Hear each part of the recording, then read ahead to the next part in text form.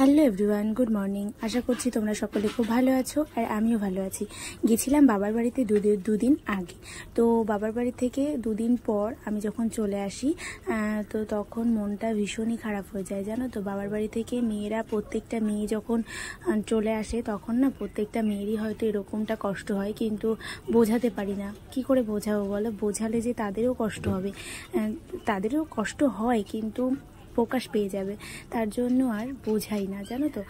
মায়ের মনটাও ছোট হয়ে যায়, বাবার মনটাও ছোট হয়ে যায়। তারপরে এখন যারও নাতনি আছে, মানে আমাদের থেকেও এখন মনে হয় যে শোনার জন্য বেশি কষ্ট হয় ওনাদের, কারণ বাড়িতে আমার কোনো ভাই নেই। মানে কাকার ছেলেরা আছে কিন্তু ওরা ছোট ছোট, যেহেতু কোনো ভাই নেই, দু বোন। আমরা যখন আসি তখন ঘরটা ভরা থাকে, আবার যখন চলে যাই ঘরটা একদম খালি হয়ে যায়, সেই মা বাবা ছাড়া আর কেউ নেই। তো এর জন্য খুব খারাপ লাগে, কিন্তু তবুও কিছু করার নেই। এটা তো আমাদের কি বলবো, জীবনের রুলস। তো যাই হোক, বাবার বাড়ি থেকে চলে এলাম। তো আসার পথে দেখো এইটা হচ্ছে আমাদের একটা ব্রিজ পড়ে, ছোট ব্রিজের পাশটা দেখো কত সুন্দর, কিন্তু এখনও একটু জল হয়ে গেছে। শুকনোই থাকে কিন্তু একটু জল হয়ে গেছে। আর এইদিকে দেখো কচুরিপানায় ভর্তি, কি সুন্দর লাগছে, তাই ভাবলাম তোমাদেরকেও একটু দেখিয়ে দিই। আর এখানে ভোলানাথের মন্দির, এটা নতুন হয়েছে। তো বাড়ি চলে এলাম। বাড়ি চলে আসার পর মেয়ে তো একটা ফুটি কিনে দিয়েছিল আমার মামি, তো ফুটিটাকে খাওয়ার জন্য খুব ব্যস্ত। আর আমার বাড়ির অবস্থা দেখো, ঘরের অবস্থা, যেহেতু ও একা ছিল আর বাড়িতে মানে ও থাকলে কি যে করে কি জানি। তো আমি আবার ভাবলাম যে আজকে যেহেতু রবিবার আর সামনেই মনসা পুজো, বাড়ির এখনও গোছগাছ হয়নি, তারপর তোমার ঝাড়াঝুড়িগুলো হয়নি, তাই ভাবলাম যে আজকে রবিবার আছে, আজকেই করে ফেলি। তার কারণ আমার আর দিন নেই, তো রবিবার বলে তাই এসেই ঝম করে লেগে গেলাম কাজে। কারণ আজকে ভীষণ গরম পড়েছিল, কিন্তু গরম পড়লেও কিছু করার নেই। এইসব কাজগুলো তো আমাদেরকে করতেই হবে, এগুলো আমাদের করতেই হবে। ঘর নোংরা রাখা যাবে না।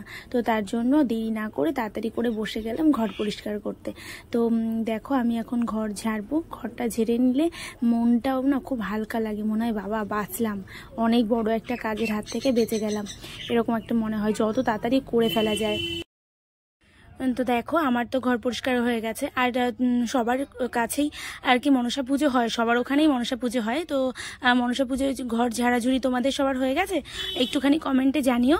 আর দেখো আমি সব কিছু এখন পরিষ্কার পরিচ্ছন্ন।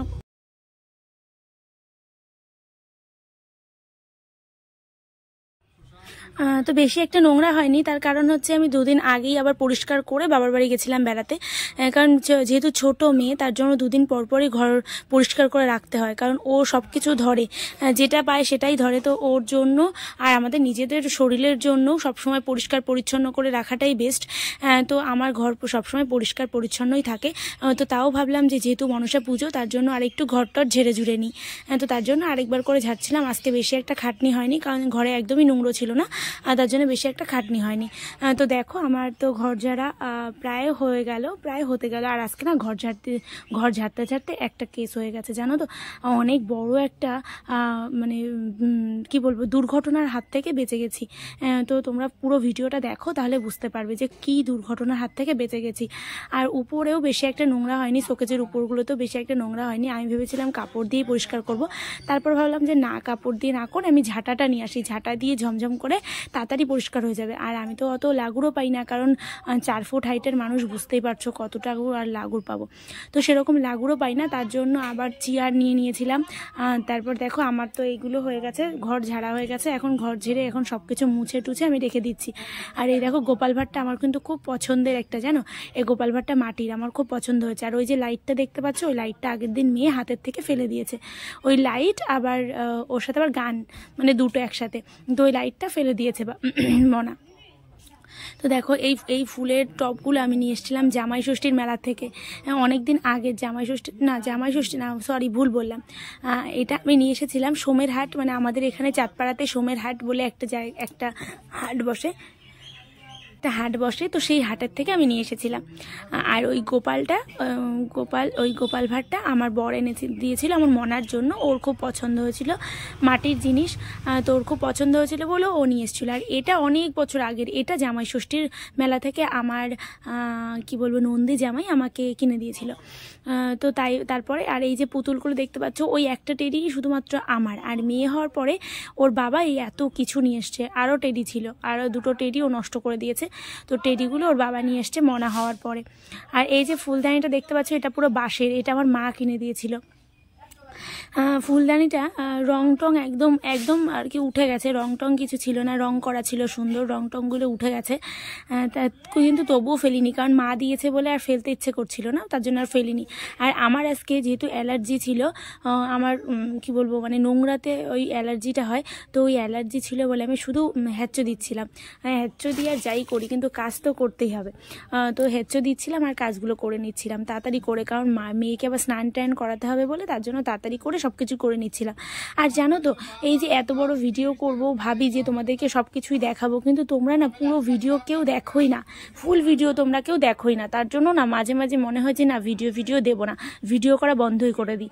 আর এই যে কালো জায়গাটা দেখতে পাচ্ছ, এখান দিয়ে জল পড়ে, প্রায় ঘরের প্রায় জায়গা দিয়েই জল পড়ছে, অনেক বছর হয়ে গেছে ঘরের বয়স, আর তার জন্য প্রায় জায়গা দিয়েই জল পড়ছে। তো যখনই বেশি বৃষ্টি হয় তখন এরকম এক হাঁড়ি জল হয়ে যায়। আজকেই অল্প বৃষ্টি হয়েছে বলে একটু অল্প, আর বেশি বৃষ্টি হলে এক হাঁড়ি মতো জল, সেদিন আমি এক হাঁড়ি জল ফেলেছি জানো, এক হাঁড়ি মতো জল হয়ে যায়। তো আমার এদিকে ঘরটার ঝাড়া হয়ে গেছে, গোছানো হয়ে গেছে, এখন আমি ঘরটা ঝাড় দিয়ে তাড়াতাড়ি করে মুছে নেব। তো ঘরটা ঝাড় দেওয়া হয়ে গেছে, আরও দুটো ঘর আছে, ওই দুটো ঘর আগে হয়ে গেছিলো, আর আমার ঘরটাতেই তোমাদেরকে একটু ভিডিও করে দেখালাম, সব ঘরের ভিডিও তোমাদেরকে দিইনি। আর এই যে মুছে নিলাম, তাড়াতাড়ি করে মুছে টুছে নিয়ে নিই। তো মুছতে মুছতে আমি ভাবলাম তোমাদের সাথে একটু গল্পও করে নিই। তো তোমরা প্লিজ একটুখানি ফুল ভিডিও দেখো, তোমরা যদি সব পুরোটুকু ভিডিও দেখো আমার খুব ভালো লাগে। বোঝোই তো গরিব মানুষ, আর কি দেখাবো, এর থেকে আর কী বা দেখাবো, যেটুকু আছে আমি সেটুকুই তোমাদের সামনে তুলে ধরার চেষ্টা করি। তো এভাবেই তোমরা একটু দেখো এবং সাহায্য করো, তোমরা যদি পাশে থাকো তাহলে অনেক কিছুই করতে পারবো। আর এই দেখো, এই যে আমি থেমে গেলাম আর এই যে দৌড় মারলাম, এই যে দেখো আমি কিন্তু মানে ক্যামেরাটা যে বন্ধ করবো সেই টাইমটুকুও পেলাম না। তার কারণ হচ্ছে আমি যখন মুছছিলাম তখন আমি শুনতে পেলাম যে আমার মনা ওর বড় মার ছাদে উঠে যাচ্ছিল একা একা, তো ওইটা একটা রিস্কের ব্যাপার, তার জন্য তাড়াতাড়ি করে আমি চলে গেছিলাম দৌড় মেরে, আমি আর ক্যামেরা বন্ধ করতে পারিনি, তার জন্য দৌড় মেরে চলে গেছিলাম। আর এই দেখো, এটা হচ্ছে ফাইনাল লুক আমার ঘরের। তো আমার ঘরটা কেমন লাগলো অবশ্যই কিন্তু কমেন্টে জানাবে, আর তোমরা যদি সাথে থাকো তো অনেক কিছুই করতে পারবো। তো প্লিজ একটু সাথে থেকো আর ফুল ভিডিও দেখো, তোমরা যদি স্কিপ করে দেখো তাহলে কিন্তু তোমাদের চ্যানেলের ক্ষতি, তোমাদের ক্ষতি, তো নিজেদের ক্ষতি নিজেরা করো না, তো ফুল ভিডিও দেখো। তো থ্যাংক ইউ, কারণ তোমরা ফুল ভিডিও আমার দেখলে আমারও ইচ্ছে করবে যে তোমাদের ফুল ভিডিও দেখার, তোমাদের ভিডিওগুলো যখন তোমরা আপলোড করবে আমারও ইচ্ছে করবে যে না এই দিদিভাই তো আমার ফুল ভিডিও দেখে, তাহলে ওরটা আমি কেন দেখবো না, তো আমারও ইচ্ছে হবে তোমার ভিডিওটা দেখে আসার। তো যাই হোক, চলো আজকের মতো টাটা, দেখা হবে নেক্সট কোনো ভিডিওতে, ততক্ষণ পর্যন্ত সুস্থ থেকো, ভালো থেকো এবং আমার ভিডিও দেখতে থেকো, আমাকে সাহায্য করতে থেকো। Thank you so much.